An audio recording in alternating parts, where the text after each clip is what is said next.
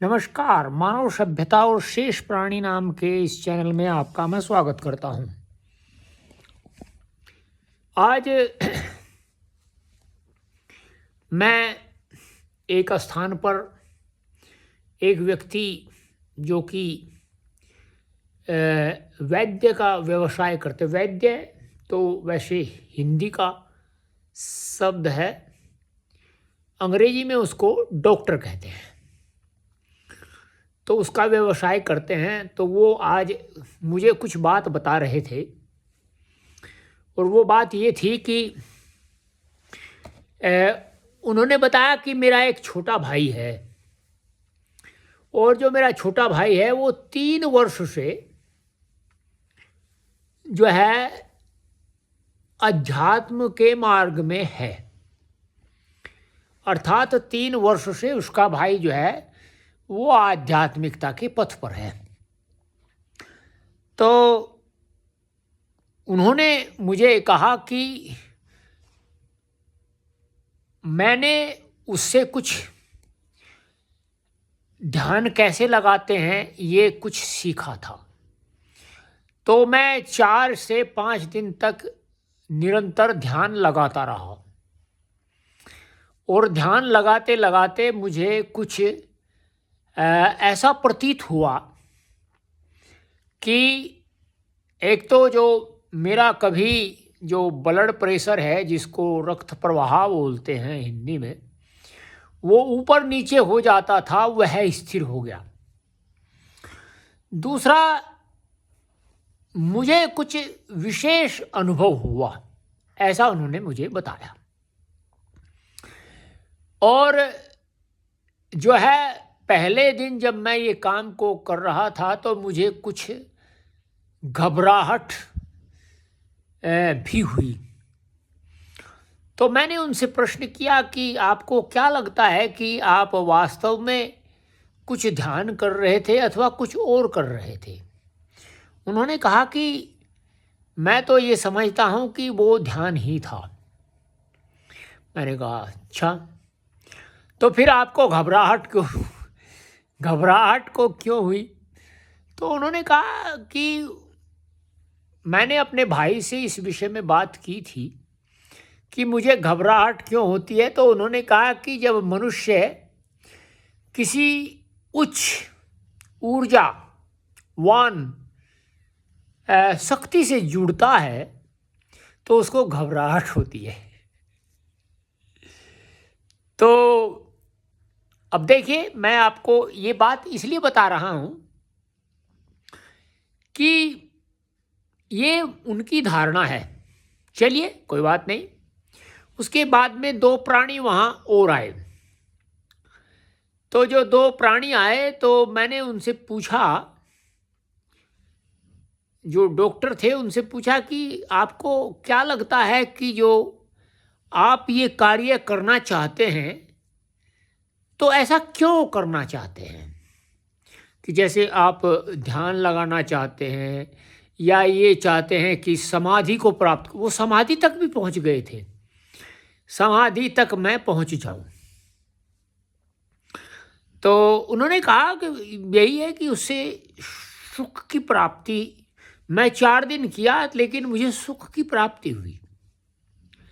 तो मैंने कहा अच्छा। तो मैंने उनसे पूछा कि आपको पता है सुख क्या होता है? उन्होंने कहा हाँ, बस ये है कि घर में सब मेरे 2 पुत्र हैं, ये बड़े प्रसन्न रहते हैं, मेरी पत्नी है वो भी प्रसन्न रहती है, मैं भी प्रसन्न रहता हूँ, ये सुख है। उन्होंने कहा। मैंने कहा शांति? उन्होंने कहा शांति ये है, मेरे दोनों पुत्र इस विद्यालय जाते हैं, पढ़ते हैं, मेरे पास आते हैं, रात्रि में भोजन करते हैं, सो जाते, शांति है, किसी प्रकार की कोई समस्या नहीं है।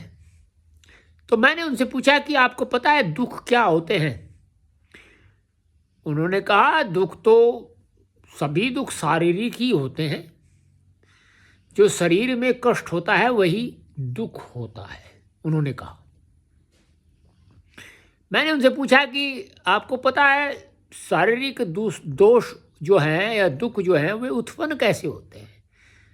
उन्होंने कहा उत्पन्न होते हैं, ये कोई जीवाणु से होता है, कोई विषाणु से होता है, कोई कैसे होता है, कोई कैसे होता है। इस प्रकार से उन्होंने मुझे बताया। मैंने कहा अच्छा। तो मैं फिर वहाँ दो व्यक्ति का और आगमन होता है। तो उनका जब आगमन होता है तो मैं उनसे ये पूछता हूँ कि जो दुख होता है वो कैसे होता है। तो उन्होंने कहा देखिए, ये शरीर की आवश्यकता है। दुख जो है वो शरीर की आवश्यकता है। जैसे कामना और कामना की पूर्ति ये शरीर की आवश्यकता है, इसी प्रकार से दुख भी मनुष्य की आवश्यकता है। देखिए कितना सुंदर उन्होंने उत्तर दिया। अब मैंने कहा इसमें किसी प्रकार का और कोई कार्य करने की आवश्यकता है अथवा नहीं। जैसे कोई व्यक्ति जो है दूर हिमालय में सुदूर तप करता है, कोई ये प्रतिज्ञा करता है कि मैं आज से सदा सत्य बोलूँगा, कोई ये तप करता है कि मैं आज से अहिंसावादी रहूँगा, कोई यह तप करता है कि मैं किसी भी प्रकार की चोरी आदि कार्य नहीं करूँगा, कोई यह तप करता है कि मैं आज से ब्रह्मचर्य रहूँगा, कोई ये तप करता है कि मैं आवश्यकता से मात्र ऊपर कुछ भी ग्रहण नहीं करूँगा। तो जो है वे क्या करते हैं,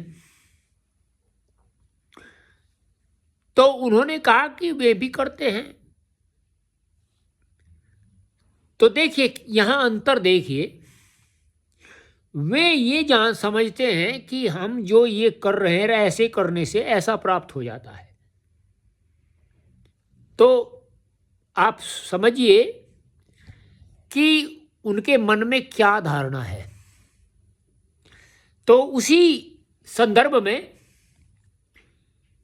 उनकी धारणा कितनी सत्य है, हम जो है ये एक पुस्तक मैं आपको दिखाता हूँ, अपूर्व आलोक।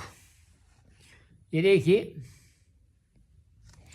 ये योग दर्शन की टीका है और एक हरिहरानंद आरण्य जो है बहुत बड़े योगी हुए हैं, उनके द्वारा, और एक जो है ओम प्रकाश आरण्यक, स्वामी ओम प्रकाश आरण्य, उनके द्वारा ये रचित है, या अर्थात बनाई गई है, लिखी गई है या टिप्पणी की गई है। तो इसमें क्या है, क्या जो उन व्यक्ति जो वे सोच रहे थे, उनकी जो सोच थी, क्या वह प्रामाणिक है? क्योंकि मैंने आपसे कहा था कि यदि हमें किसी वस्तु को सिद्ध करना हो, एक वीडियो में बताया था कि यदि हमें किसी वस्तु को सिद्ध करना हो तो हमें सिद्ध करने के लिए किन किन प्रमाणों की आवश्यकता होगी, उनमें उनके आधार पर क्या उनकी वाणी सिद्ध होती है अथवा नहीं होती है, ये हमारे सामने प्रश्न है। तो उसके लिए जो है ये योग दर्शन, जो कि योग की सर्वश्रेष्ठ प्रामाणिक पुस्तक है, जो लोगों ने इसके आधार पर ही अन्य रचनाएं की है। हो सकता है उन्होंने आधार को इसके परिवर्तित करने का प्रयत्न किया हो, इसमें जो है उससे थोड़ा भिन्नता जो है उन्होंने कर ली हो, किंतु उसके पश्चात भी उन सभी पुस्तकों से यह पुस्तक सर्वश्रेष्ठ है। यह क्या कहती है योग के विषय में? क्या वे जो सोच रहे थे, जो व्यक्ति जिनके पास मैं बैठा था, वैसे तो मैं अधिक नहीं बैठता हूँ, लेकिन कभी कभी बैठ जाता हूँ यह अनुभव करने के लिए लोगों की जो विचार हैं वो किस प्रकार के हैं। यह तो वह जो है इससे प्रमाणित करने का प्रयत्न किया जाएगा। जो वे कह रहे हैं क्या वास्तव में उससे कुछ लाभ हो सकता है, और यदि कोई लाभ नहीं हो सकता तो वे कहाँ समस्याग्रस्त हैं, और जिसको वो समझ रहे हैं वो क्या है। ये भी है कि जिसको वो समझ रहे हैं कि ये योग है वो क्या है, इसका मैं आपको बताऊंगा इससे अगली वीडियो में। तो आपको यदि ये वार्ता जो मैं आपके साथ की है वो अच्छी लगी हो तो आप इस चैनल को सब्सक्राइब करिए, लाइक करिए, शेयर कीजिए, कमेंट कीजिए, और आप जो है इंस्टाग्राम और फेसबुक इन पर भी फॉलो करिए @सत्येंद्र मलिक के नाम से। और इसी प्रकार की जो समाज के अंदर विचारधारा है उसको उसका तुलना, और जो वास्तविक विचारधारा है जिससे मनुष्य की सभ्यता बनती है, संस्कृति बनती है, परंपरा बनती है, वो उसके आधार पर आपको बताने का प्रयत्न करूंगा। आप स्वयं उसका अनुमान लगा सकते हैं। तो आज इतना ही। नमस्ते।